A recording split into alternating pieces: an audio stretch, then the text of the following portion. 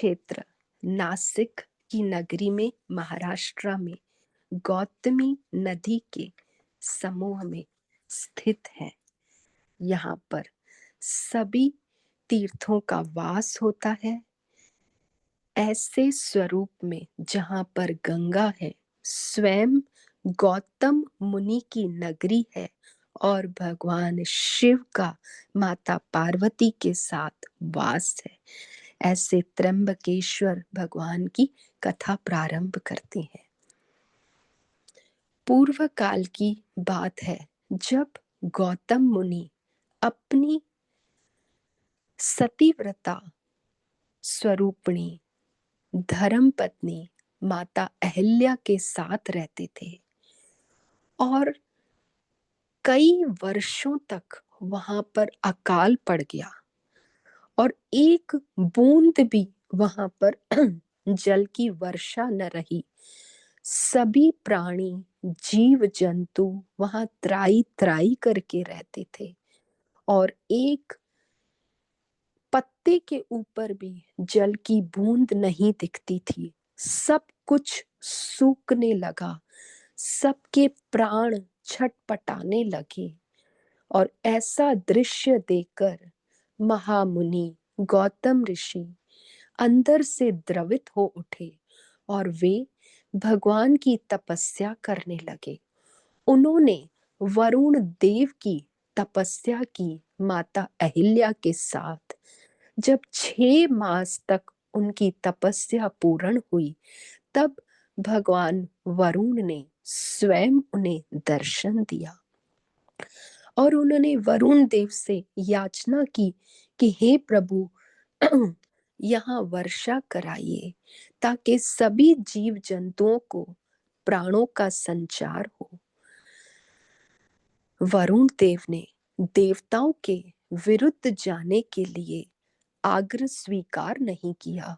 उन्होंने कहा कि प्रकृति के विरुद्ध जाना अधर्म का कार्य होता है, इसलिए मैं यह कार्य नहीं कर सकता।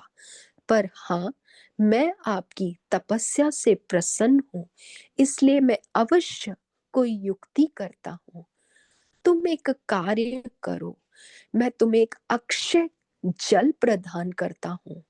आप इसके लिए एक गड्ढा खोदो जिसमें मैं नित्य वास करूंगा और यह मेरा अक्षय जल इस गड्ढे से कभी भी समाप्त नहीं होगा।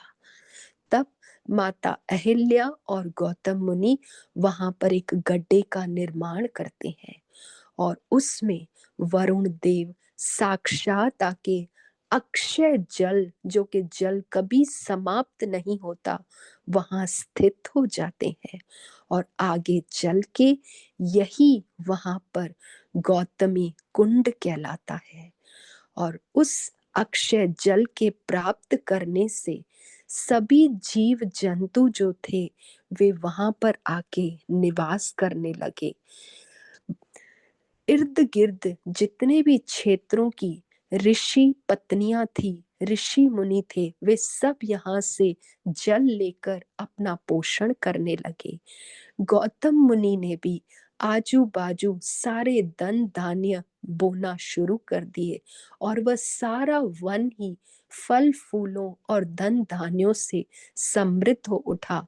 सभी उपकरण वहां पर होने लगे और सारा वन व क्षेत्र ही पूर्णता से समृद्ध हो उठा।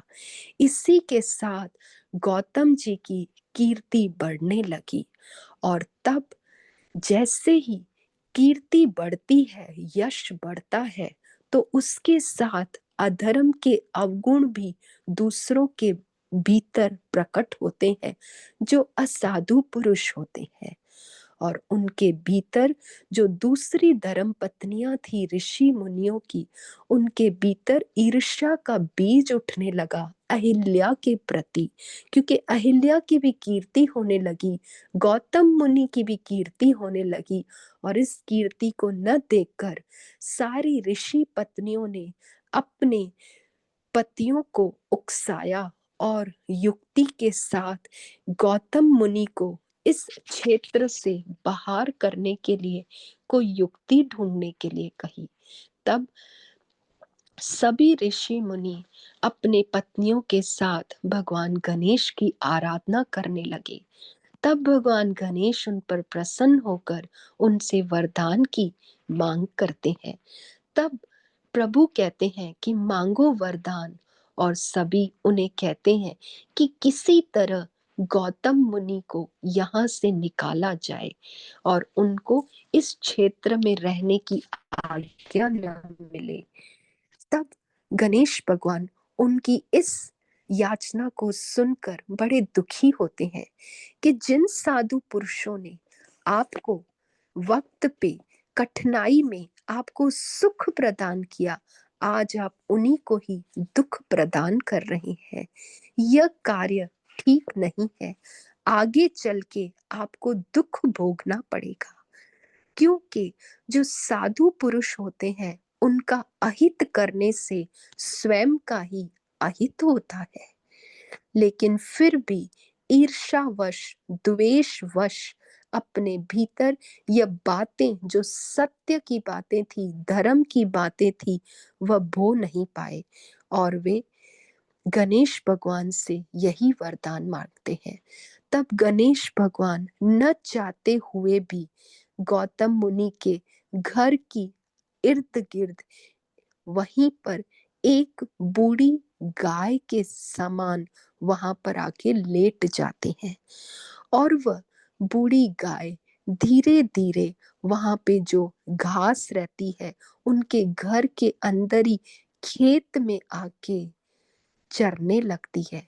इधर गौतम मुनि जैसे ही गऊ को देखते हैं, एक छोटा तृण लेके गाय को दूर हटाने का प्रयास करते हैं। उस तृण रूपी के साथ स्पर्श होते ही वहां गाय मर जाती है, मृत हो जाती है। और सभी ऋषि पत्नियां और ब्राह्मण देख रहे थे इस सारे कृत्य को, और देखते ही जैसे ही गाय मृतासन होती है, वे सब चिल्ला उठते हैं कि गौ हत्या हो गई, गौ हत्या हो गई, और गौतम मुनि को फटकारते हैं, चिल्लाते हैं, उसे बार बार त्रास देते हैं और इस तरह धमकाते हैं, डराते हैं कि तुमसे बहुत बड़ा पाप हो गया है और ऐसे पापी को इस क्षेत्र में रहना नहीं चाहिए। ऐसे वचन सुनकर वे सब दोनों भयग्रस्त पति पत्नी गौतम और अहिल्या थोड़ा कोस दूर चले जाते हैं और वहां अपने नित्य कर्म के साथ रहने लगते हैं। लेकिन वहां पर भी यह ब्राह्मण और उनकी पत्नियां उनको धमकाने लगती हैं, डराती हैं, फटकारती हैं और उनके सारे कार्यों से उन्हें वंचित कर देते हैं, यज्ञ अनुष्ठानों से उन्हें वंचित करते हैं। तब गौतम मुनि अति दुखी होते हैं और पश्चाताप करते हैं और उनसे प्रार्थना करते हैं कि मैं किस तरह पवित्र होऊंगा, कैसे मैं इस पाप से मुक्ति प्राप्त करूंगा। तब वे सब ब्राह्मण उन्हें कहते हैं कि अगर तुम इस पाप से मुक्ति चाहते हो तो पूरे पृथ्वी की 3 बार परिक्रमा करो और फिर लौटकर यहाँ आना, 1 महीने का व्रत करना, और यह जो ब्रह्मगिरी पर्वत है इसकी 100 परिक्रमाएं करो। और अगर ऐसा नहीं कर सकते तो स्वयं तपस्या करो, माता गंगा को यहाँ ले आओ और माता गंगा के आने पर उसमें स्नान करके स्वयं को पवित्र करो। पवित्र करके शिवलिंग का अभिषेक करो और इस ब्रह्मगिरी पर्वत की परिक्रमा करके उस पार्थिव शिवलिंग पे 108 बार जल चढ़ाओ, तब जाके तुम पवित्र माने जाओगे। इतना कहने पर गौतम ऋषि लंबी सांस लेते हैं और वे अपने कार्य के लिए उदित हो जाते हैं। और धीरे धीरे जैसे काल बीतता है, गौतम ऋषि अपनी तपस्या में सफल होते हैं। और जब गंगा माता को वे वहां पर प्रकट कर लेते हैं और नित्य भगवान शिवलिंग की पूजा करते रहते हैं। तब भगवान स्वयं प्रसन्न होकर वहां पे अवतरित होते हैं। माता गंगा भी वहां पर अवतरित होती है और भगवान शिव से वे याचना करते हैं, माता गंगा से याचना करते हैं कि हे माँ, हे प्रभु शिव, मुझे इस प्रायश्चित से मुक्ति दीजिए, मुझे इस गौ हत्या से मुक्ति दीजिए, मेरे इस पाप को पवित्र कर मुझे निष्पाप कीजिए। ऐसे वचन सुनकर दोनों माता गंगा और प्रभु शिव करुणा युक्त हो जाते हैं और कहते हैं कि हे गौतम मुनि, हे हमारे वत्स, तुम्हारे साथ छल हुआ है, तुमने कोई पाप नहीं किया। पापी तो वे हैं, वे अत्याचारी हैं, वे दुरात्मा हैं जिन्होंने तुझ जैसे साधु पुरुष के साथ ऐसा कपट किया, ऐसा छल किया है। साधु पुरुष चार माने जाते हैं, चार स्तंभ होते हैं साधु पुरुषों के, जो भीतर से दयालु होते हैं, जो दूसरों पर उपकार करते हैं और अंदर से अभिमान शून्य होते हैं और जितेंद्रिय होते हैं। और यही चारों गुण तुम्हारे भीतर हैं। तुमने दया के साथ सब जीवों पर उपकृत किया, वरुण देव का आवाहन करके। अंदर से अपना अभिमान छोड़कर मेरी तपस्या की, जितेंद्रिय होकर अपना धर्म निभाया। और अत्याचारी तो वो है, पापी वो है, तुम तो साधु पुरुष हो, मेरे प्रिय ज्ञानी भक्त हो, तो मैं तुम पर अति प्रसन्न हूं। बोलो क्या वरदान मांगते हो। तब गौतम मुनि और माता अहिल्या दोनों कृतज्ञ हो जाते हैं और प्रभु को साष्टांग नमन करते हैं और उनकी आराधना करके उनसे वरदान मांगते हैं कि हे प्रभु, आप इस क्षेत्र में निवास करिए और सभी को पवित्र करिए। माता गंगा, आप भी इस क्षेत्र में प्रभु के साथ रहिए। माता नारी के रूप में होती हैं और माता कहती हैं कि अगर मैं इस क्षेत्र में रही तो मेरा उद्धार कैसे होगा। ये सब मेरे भीतर पाप धोते रहेंगे तो मेरा उद्धार कैसे होगा। अगर सभी देवी देवता, ऋषि मुनि सब आकर यहाँ पर वास करें, मेरे भीतर अपने उस पवित्रता के जल के साथ इसको धोएंगे मेरे पापों को, तब मैं यहाँ पर रहने के लिए तैयार हूँ। तब भगवान शिव माता गंगा को प्रेरित करते हैं और उन्हें यह वचन देते हैं कि जब भी बृहस्पति जी सिंह राशि पर स्थित होंगे, तब तक सभी देवता, सिद्ध, तपस्वी, ऋषि, मुनि, साधु, संत यहाँ पर आएंगे, जो कि 11 वर्षों तक लोग पाप करेंगे। 12वें वर्ष पे हम सब यहाँ आएंगे और तुम्हारे इस पाप राशि को धोएंगे। और वही कुंभ कहलाता है कि उस कुंभ के समय हम सब आके तुम्हें पूर्णता से पवित्र करेंगे। और ऐसा वरदान पाकर गंगा माता भी प्रसन्न होती है और इस क्षेत्र में सदा के लिए वास करती हैं और वे गोदावरी के नाम से प्रख्यात होती हैं, गौतमी के नाम से प्रख्यात होती है। और यहाँ पर भगवान शिव अपने तीनों रूपों में, ब्रह्मा, विष्णु, महेश के रूप में आकर स्थित हो जाते हैं, इसलिए त्र्यंबक कहलाते हैं।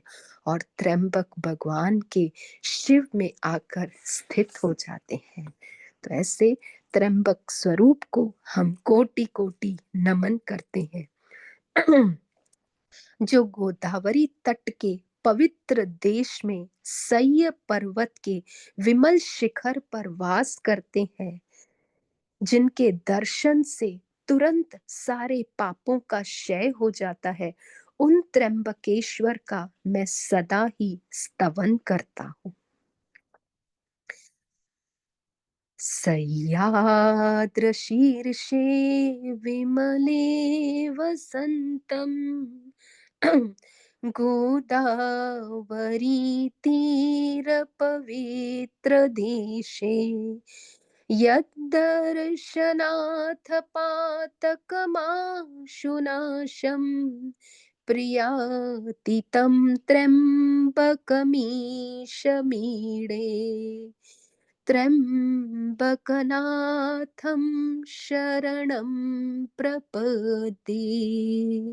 बोलिए श्री त्र्यंबकेश्वर भगवान की जय। जी।